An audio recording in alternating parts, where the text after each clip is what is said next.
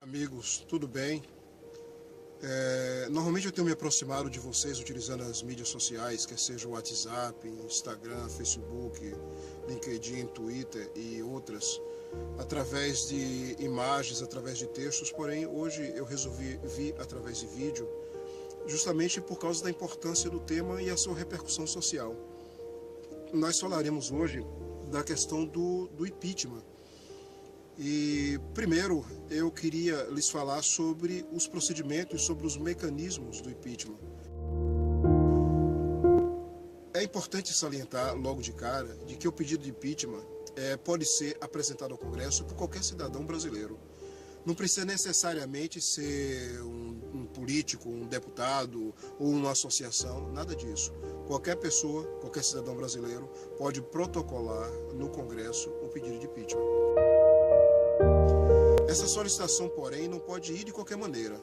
Ela deve ir acompanhada de provas documentais ou da indicação de no mínimo 5 testemunhas que possam comprovar as acusações ali feitas. Os motivos que podem justificar a abertura do impeachment, do processo de impeachment, estão previstos aqui nesse livro, na Constituição Federal, no artigo 85. São chamados os crimes de responsabilidade. Termo esse que a gente tem ouvido ultimamente muitas vezes na televisão, nas mídias sociais, ouvido também lido nos jornais e assim por diante. Mas vamos lá, vamos ler o que diz o artigo 85 da Constituição. Diz assim, ó, primeira seção 3, da responsabilidade do Presidente da República. O artigo 85. São crimes de responsabilidade os atos do Presidente da República que atentem contra a Constituição Federal e especialmente contra. Ou seja, o que segue aqui agora não é um rol fechado, é um rol exemplificativo. Aí ele cita, especialmente contra, primeiro, a existência da União, inciso 2, o livre exercício do Poder Legislativo, do Poder Judiciário, do Ministério Público e dos poderes constitucionais das unidades da Federação. 3. O exercício dos direitos políticos, individuais e sociais. 4. A segurança interna do país. 5. A probidade da administração. 6. A lei orçamentária, e é justamente isso que está embasando esse pedido de impeachment agora contra o presidente Dilma Rousseff, é uma das teses, é justamente o inciso 6 do artigo 85. E 7. O cumprimento das leis e das decisões judiciais.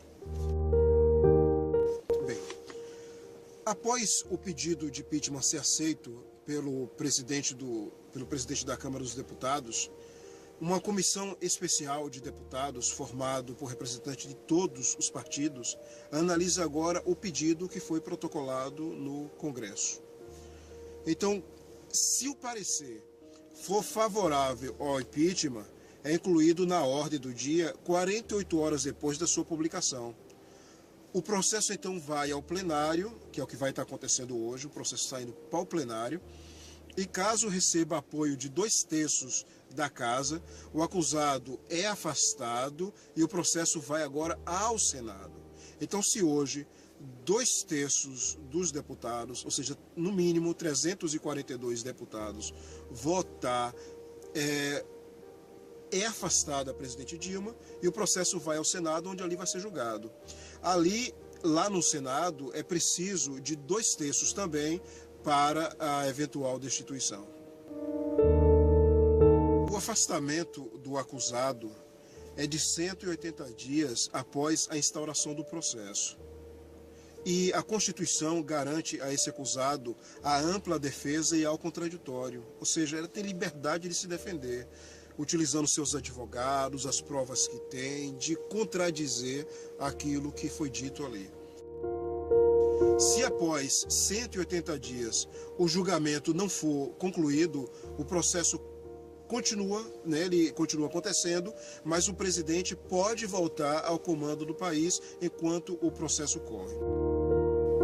Caso o presidente realmente seja cassado, o vice-presidente, no caso Michel Temer, herda o cargo. Se ele também perder o mandato, o presidente da Câmara assume o posto de forma interina, temporária, até que o novo presidente seja eleito. Em 90 dias nas urnas, o povo votando, se o impeachment acontecer até a primeira metade do mandato, ou seja, nos primeiros 2 anos, ou em 30 dias por eleição indireta do Congresso, caso a cassação ocorra na segunda metade do mandato, ou seja, nos próximos 2 anos para completar os 4. Discussão agora entre os vários juristas, entre os doutrinadores, referente à questão de quais crimes podem ser incluídos no processo ou não. Olha só o que é que diz a Constituição de 1988. Ela diz que o presidente da República, na vigência do seu mandato, ele não pode ser responsabilizado por atos estranhos ao exercício das suas funções. Observe, não pode ser responsabilizado por atos estranhos ao exercício de suas funções na vigência do seu mandato. Qual é a discussão que está ocorrendo então? Baseado nisso, muitos juristas sustentam que um presidente só pode sofrer impedimento por crimes cometidos no atual mandato em caso de reeleição, como é o caso da presidente Dilma. Ou seja, eventuais irregularidades do mandato anterior não poderiam justificar o seu impedimento no novo mandato. Outros estudiosos do direito, porém, eles argumentam que a reeleição torna o segundo mandato uma continuação do primeiro. Eu, particularmente, acredito nisso, esse é o meu ponto de vista. E por isso seria sim possível iniciar um processo com base em crimes cometidos nos primeiros 4 anos do governo. No primeiro mandato, no caso, antes da reeleição. É um assunto de extrema importância para todos nós, não há como dizer que isso não vai lhe afetar, vai afetar todo mundo. Aliás, já estamos afetados por todas as decisões que são tomadas em Brasília. Nós estamos enojados com todas essas corrupções que têm ocorrido. A cada dia que ligamos a televisão, parece que a sujeira aumenta. E realmente, essa situação precisa ser mudada de uma maneira ou de outra. Não é isso? Então, estejamos atentos a tudo que terá ocorrendo em Brasília nesse domingo, dia 17/4, a partir das 14 horas, e vamos estar orando e torcendo para que o melhor ocorra, tá certo? Muito obrigado por sua atenção e curta a nossa página lá no Facebook, facebook.com/FES Advogados. Muito obrigado, abraços e até mais.